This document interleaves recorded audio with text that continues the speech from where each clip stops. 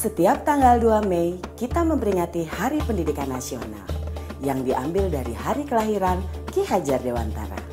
Melalui pendidikan, Ki Hajar berjuang melawan penjajah Belanda. Seperti apa ceritanya? Ayo teman-teman, kita simak bersama. Ki Hajar Dewantara terlahir dengan nama Raden Mas Suwardi Suryaningrat pada tanggal 2 Mei 1889. Ia dibesarkan dalam lingkungan Keraton Pakualam di Yogyakarta. Ki Hajar sempat kuliah di Stovia atau Sekolah Dokter Pribumi. Kemudian ia bekerja sebagai wartawan di koran seperti Utusan Hindia dan Kaum Muda. Sejak muda, Ki Hajar berani menentang pemerintah kolonial Belanda. Bersama Daus Dekker dan Cipto Mangunkusumo, ia mendirikan Indis Partij pada tahun 1912 yang bertujuan mencapai Indonesia merdeka. Akibat kritiknya pada pemerintah Belanda, dalam tulisan Seandainya Aku Seorang Belanda, Ki Hajar diasingkan ke Pulau Bangka. Daus Dekker dan Cipto Mangunkusumo membela sahabat mereka, sehingga akhirnya tiga serangkai ini diasingkan bersama-sama ke negeri Belanda. Masa pengasingan di Belanda dimanfaatkan Ki Hajar untuk mendalami dunia pendidikan dan pengajaran. Pada tahun 1919, Ki Hajar kembali ke tanah air dan terus mengkritik pemerintahan kolonial Belanda lewat tulisan-tulisannya. Akibatnya, ia pun sering keluar masuk penjara. Tanggal 3 Juli 1922, Ki Hajar mendirikan lembaga pendidikan Taman Siswa di Yogyakarta. Sejak saat itu, Suwardi Suryaningrat memakai nama Ki Hajar Dewantara. Anak-anak dari semua kalangan, baik ningrat maupun rakyat biasa, bisa bersekolah di Taman Siswa. Perguruan ini memiliki semboyan Ing Ngarso Sung Tulodo, Ing Madyo Mangunkarso, Tutwuri Handayani. Artinya, di depan memberi contoh, di tengah membangun semangat, dan di belakang memberi dorongan.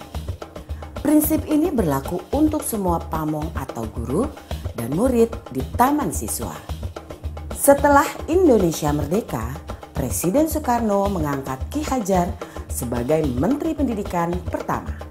Semboyan Tutwuri Handayani pun hingga kini tetap dipakai dalam dunia pendidikan Indonesia. Bapak Ibu calon guru penggerak telah menyimak video profil sejarah Bapak Pendidikan Nasional kita Ki Hajar Dewantara.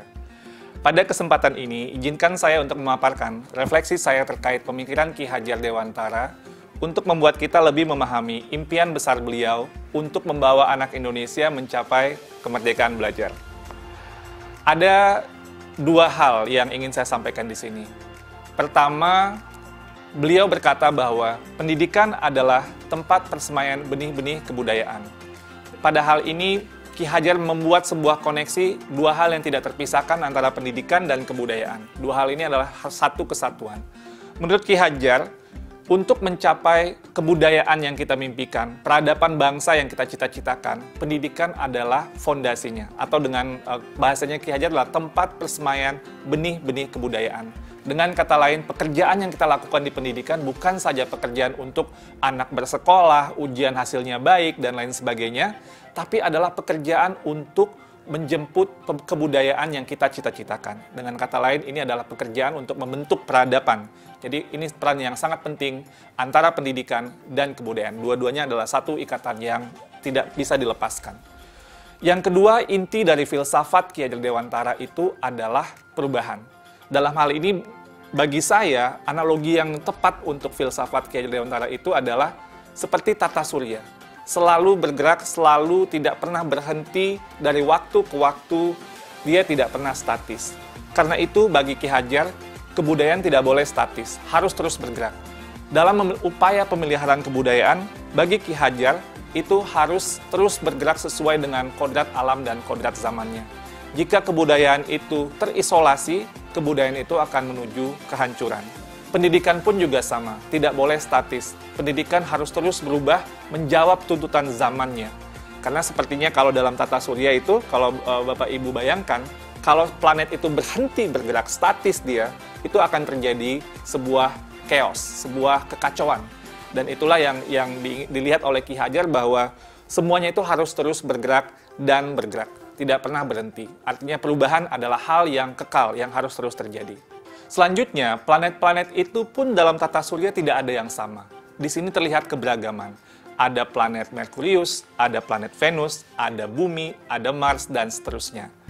Dalam melihat planet-planet ini, inilah yang kita juga lihat dalam kebudayaan dan pendidikan. Dalam kebudayaan menurut Ki Hajar tidak ada yang sama. Ada kebudayaan yang mungkin seperti Mars, ada seperti Bumi gitu ya, tapi tidak bisa disamakan. Ketika kita melakukan pertukaran kebudayaan, itu bukan untuk menyamakan semuanya, tapi untuk menguatkan identitas dari masing-masing kebudayaan. Dan kebudayaan itu terus berputar dan terus berputar kepada sumbu yang sama. Dan dalam filosofi Ki Hajar, sumbunya ini atau di mana semua planet itu bersumbu itu adalah nilai-nilai kemanusiaan. Dan ini yang menjadi hal yang esensi dari semua kebudayaan, dimanapun kebudayaan itu berada. Baik itu kebudayaan di Indonesia yang beragam maupun kebudayaan dunia yang juga sangat beragam. Esensinya menurut Ki Hajar adalah nilai-nilai kemanusiaan. Pendidikan pun juga sama. Anak tidak pernah ada yang sama. Dua anak kembar itu tidak pernah sama persis, bahkan kembar siam sekalipun. Fitrah dari penciptaan dari Yang Maha Kuasa itu adalah keberagaman. Menurut Ki Hajar, biarkanlah anak-anak itu memiliki keunikannya sendiri-sendiri. Ibarat planet-planet tadi, mereka bergerak dengan kecepatannya sendiri-sendiri. Kalau Bapak Ibu lihat di tata surya, Merkurius itu berputar sangat cepat, sementara mungkin planet Jupiter itu agak lambat berputarnya. Dan ini mereka juga berputar dengan kecepatannya sendiri-sendiri sesuai dengan orbitnya masing-masing. Masing-masing punya cerita di dalam planet yang berbeda-beda. Jadi tidak bisa dipaksakan Bumi itu harus menjadi seperti Saturnus atau Neptunus itu menjadi Merkurius. Semua ada orbitnya masing-masing, semua bergerak pada sumbu yang sudah diatur dan menghamba pada nilai yang sama, yaitu nilai-nilai kemanusiaan. Nah, lalu apa yang kemudian menjadi relevansi pemikiran-pemikiran Ki Hajar Dewantara terhadap transformasi pendidikan yang sedang kita lakukan sekarang? Filosofi Ki Hajar adalah filosofi tentang perubahan, dan dalam hal ini ada 3 kerangka perubahan Ki Hajar Dewantara. Yang pertama adalah kodrat keadaan. Dalam melakukan perubahan, kita harus melihat kodrat keadaan yang terbagi 2. Pertama, kodrat alam, yang kedua, kodrat zaman. Kodrat alam itu adalah terkait dengan alam tempat di mana masyarakat itu berada. Seperti yang digambarkan oleh Ki Hajar, kalau alamnya daerah pertanian itu berbeda dengan daerah pegunungan atau daerah pantai. Yang 2 musim itu berbeda dengan 4 musim dan seterusnya. Ki Hajar bercerita bahwa kalau orang Belanda melihat orang Indonesia itu boros, karena orang Indonesia alamnya sangat ramah sekali. Jadi tidak pernah mungkin berpikir untuk masa depan yang terlalu jauh, karena alamnya selalu menyediakannya. Sedangkan orang Indonesia melihat Belanda itu pelit. Tapi ini Belanda dibentuk oleh alamnya juga, karena dia harus hidup 4 musim, dia harus berhemat, karena nanti ketika datang musim dingin, tidak bisa lagi tumbuh atau pertanian tidak bisa bergerak. Jadi ini kodrat alam yang membentuk sebuah kebudayaan, kebiasaan sebuah masyarakat. Nah, lalu juga ada kodrat zaman, bagian kedua dari kodrat keadaan. Kodrat zaman ini berarti bahwa walaupun alamnya sama, seperti daerah Bandung atau daerah Semarang dan lain sebagainya, itu tidak pernah sama dari waktu ke waktu. Jakarta tahun 1950 berbeda dengan Jakarta tahun 2020 dan akan berbeda dengan Jakarta 2050 dan seterusnya. Masing-masing zaman itu memiliki tantangannya sendiri-sendiri. Pada saat ini tantangan kita adalah bagaimana menjawab revolusi industri 4.0 dan sebagainya. Percepatan revolusi teknologi ini sangat luar biasa dan ini merupakan tantangan yang pada zaman ini sedang kita hadapi. Lalu yang kedua adalah prinsip melakukan perubahan. Kalau tadi kodrat keadaan, yang kedua ini prinsip melakukan perubahan. Di sini ada yang namanya azas trikon, kontinuitas, konvergensi, dan konsentris. Dalam melakukan perubahan, menurut Ki Hajar, kita harus melakukan sebuah dialog kritis dengan sejarah kita. Kita harus menjaga nilai utama dari masyarakat kita. Harus berakar pada identitas utama dari sebuah masyarakat. Jadi walaupun perubahan itu menjawab kodrat zaman, tapi nilai esensi budaya masyarakat itu harus tetap dipegang. Tapi juga harus ada dialog kritis sehingga bisa terus berubah. Jadi kontinuitas ini bisa terjaga dengan baik. Yang kedua, harus konvergensi. Maksudnya apa? Perubahan-perubahan yang kita lakukan itu harus menuju pada suatu titik yang memperkuat nilai-nilai kemanusiaan.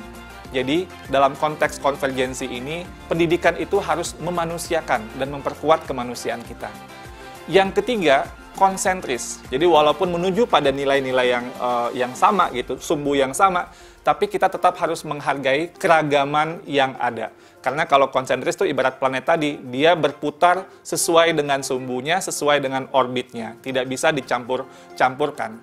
Karena itu pendidikan itu harus menghargai keunikan. Karena itu juga pendidikan itu harus memerdekakan. Biarkanlah masing-masing berputar pada sumbunya, beredar sesuai dengan orbitnya. Menurut kata Ki Hajar, pendidik itu ibarat petani. Petani itu dia bercocok tanam, dia memiliki banyak sekali misalnya bibit. Ada bibit padi, ada bibit jagung, ada bibit kedelai. Yang padi, tumbuhkanlah dia sebagai padi. Jangan menumbuhkan padi itu berharap menjadi jagung. Tidak akan pernah menjadi seperti itu. Dan jangan pula memelihara jagung dengan ilmu memelihara padi, nggak jadi tumbuh kembangnya jagung itu. Jadi masing-masing itu sesuai dengan kodratnya, dan itulah keragaman yang dihadapi oleh para pendidik dalam konteks kehidupan sehari-hari. Lalu yang ketiga, apa yang berubah?